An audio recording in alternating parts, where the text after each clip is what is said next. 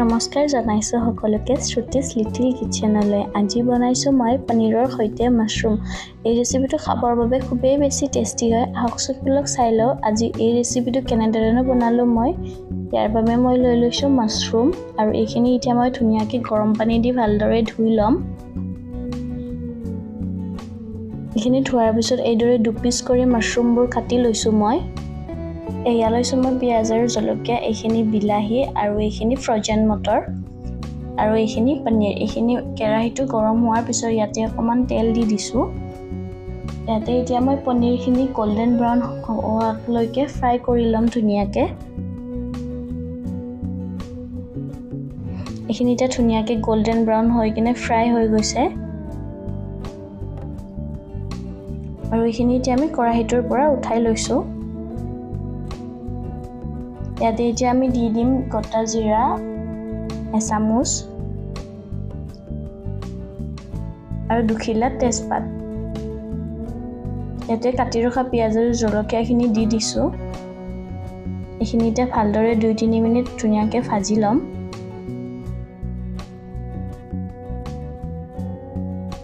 ইয়াতে মই গেছৰ ফ্লেমটো ল' কৰি কিনে ৰাখিছোঁ পিঁয়াজখিনি ভাজোঁতে। এইখিনি এতিয়া ধুনীয়াকৈ গোল্ডেন ব্ৰাউন হৈ গৈছে পিঁয়াজখিনিও। আৰু ইয়াতে দি দিম আমি কাটি ৰখা বিলাহীখিনি। মই ইয়াত এটা বিলাহী ব্যৱহাৰ কৰিছোঁ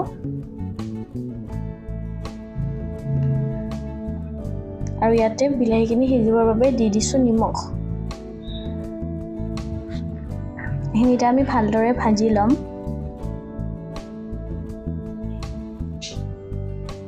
ইয়াত দেখিছে বিলাহীখিনি মোটামুটি হৈ গৈছে আৰু ইয়াতে আমি এতিয়া দি দিম ফ্ৰজেন মটৰখিনি। ফ্ৰজেন মটৰখিনি দিওঁতে আমি গেছৰ ফ্লেমটো হাই কৰি ৰাখি কিনে 2-3 মিনিট ফ্ৰজেন মটৰখিনি ধুনীয়াকৈ ফ্ৰাই কৰি ল'ম।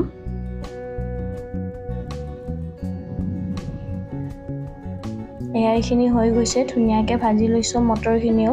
আৰু ইয়াতে আমি এতিয়া অকণমান টাইমৰ বাবে ঢাকনিখন লগাই দিছোঁ। ইয়াতে আমি এতিয়া দি দিলোঁ আদা নহৰু আৰু ইয়াতে এতিয়া আমি দি দিম হালধি গুড়ি এচামুচ, জিৰা পাউডাৰ এচামুচ, ধনিয়া পাউডাৰ এচামুচ আৰু কাশ্মীৰী মিৰ্চ পাউডাৰ এচামুচ। এইখিনি এতিয়া ভালদৰে ভাজি ল'ম মছলাখিনি আৰু মটৰখিনি। আদা নহৰুৰ কেঁচা গোন্ধ যোৱালৈকে এইখিনি ভালদৰে ভাজি ল'ম। ইয়াতে এতিয়া এড কৰি দিছোঁ মাশৰুমখিনি। এইখিনি এতিয়া ভালদৰে মিলাই ল'ম মছলাখিনিৰ লগত আৰু মটৰখিনিৰ লগত মাশৰুমখিনি।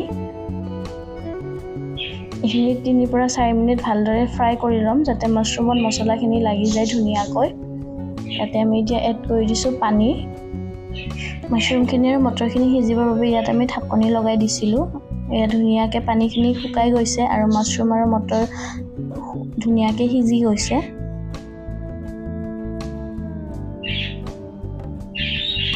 কিন্তু এতিয়া ভালদৰে লৰাই দিছোঁ। ইয়াতে আমি এতিয়া এড কৰি দিম পনীৰ। এইখিনি পনীৰখিনি এতিয়া আমি ভালদৰে ইয়াতে মিক্স কৰি ল'ম।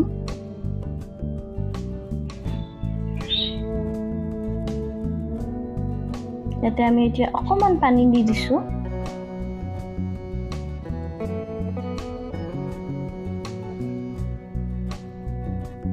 পনীৰৰ সৈতে মাশৰুমৰ এই ৰেচিপিটো খাবৰ বাবে খুবেই বেছি টেষ্টি হয়। আপোনালোকে এবাৰ ঘৰত ট্ৰাই কৰি চাবচোন, খুবেই বেছি টেষ্টি হয়। ইয়াতে আমি এতিয়া হৈ গ'ল এইখিনি। ইয়াতে আমি এতিয়া ধনিয়া পাত দি দিছোঁ।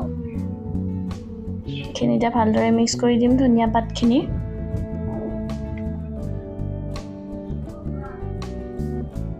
এয়া আমাৰ ৰেডি পনীৰৰ সৈতে মাশৰুম।